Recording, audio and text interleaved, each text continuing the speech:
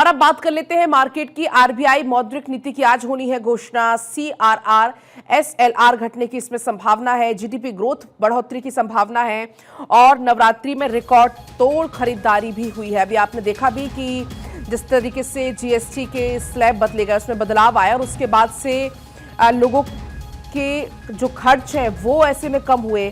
आपने देखा कि नवरात्रि में काफी संख्या में लोगों ने गाड़ियां भी खरीदी है।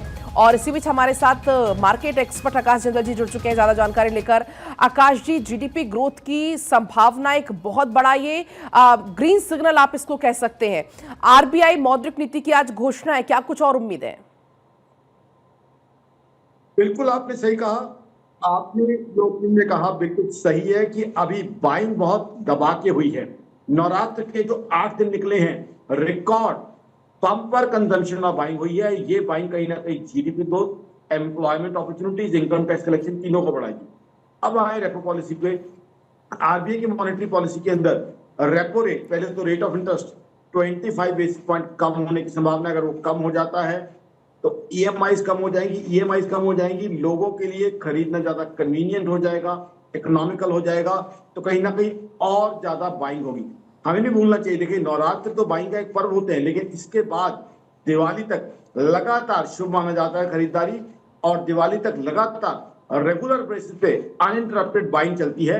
और post Diwali also northern India has a huge Punjabi marriage scene called साहा, that also is a huge demand booster. So I think we are into a clear-cut super growth trajectory. I would compliment, I would congratulate Prime Minister Modi and his team to reduce the GST at the opportune time.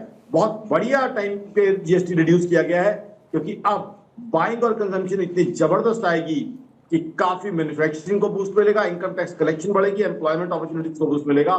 अब RBI अगर 25 basis point कम कर देता है, साथ ही CRR और SLR भी कम कर देता है। सीआरआर दर्शकों को बता दूं, कैश रिजर्व रेशो, अगर वो कम होती है तो उसका मतलब लिक्विडिटी मार्केट में आ जाएगी। एसएलआर स्टैट्यूटरी लिक्विडिटी रेशो भी कम होती है तो लिक्विडिटी आ जाएगी मार्केट में। उससे क्या है, बाइंग और इजी हो जाएगी, कंजम्पशन और इजी हो जाएगी, आम आदमी के लिए इकोनॉमिकल हो जाएगा कोई भी चीज परचेज करना, जैसे टू व्हीलर, गाड़ी, फ्लैट। आजकल तो इवन राशन तक ईएमआई पे लिया जाता है। हम देखते हैं मोबाइल फोन जो है 1.25 लाख 1.5 लाख रुपए के ईएमआई पे लिए जाते हैं। तो वो कहीं ना कहीं डिमांड को और बूस्ट करेगा। तो आई थिंक हिंदुस्तान क्लियरली एक ग्रोथ ट्रैजेक्टरी में आ चुका है।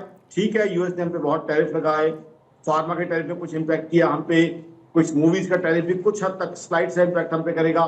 उससे पहले H1B वीजा, जिसको वीजा टैरिफ ही कहा जा रहा है, वो भी हम पे इंपैक्ट करेगा। But overall we are clear cut into a growth trajectory, क्योंकि हिंदुस्तान की GDP growth, income tax collection, employment opportunity और खासकर देश के गरीब बहन भाइयों को बहुत फायदा मिलने वाला है। बिल्कुल। ग्रोथ का जो एक तरह से ग्रोथ का इंजेक्शन सरकार ने इकोनॉमी को दिया है जीएसटी रेट्स कम करने के लिए।